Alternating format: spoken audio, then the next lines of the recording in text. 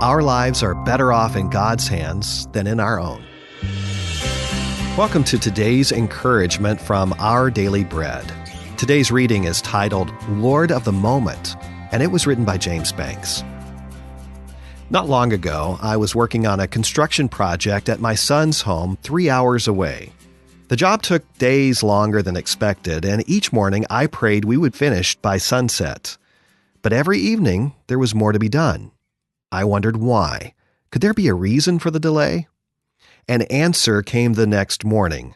I was picking up a tool when my phone rang and a stranger's voice spoke urgently. Your daughter was injured in an accident. You need to come immediately. She lived near my son, so it took just 14 minutes to reach her. If I had been home, I would have been 3 hours away. I followed the ambulance to the hospital and comforted her before surgery. As I sat holding her hand, I realized if my project hadn't been delayed, I wouldn't have been there. Our moments belong to God. This was the experience of a woman whose son God had resurrected through the prophet Elisha in 2 Kings chapter 4.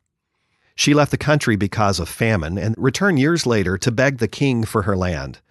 At precisely that moment, the king was conversing with the prophet's servant Gehazi. Just as Gehazi was telling the king how Elisha had restored her son, the woman walked in. Her request was granted. We don't know what even the next second brings, but God is graciously able to use any situation for good. May God give us grace to walk with Him expectantly into His appointments for us today.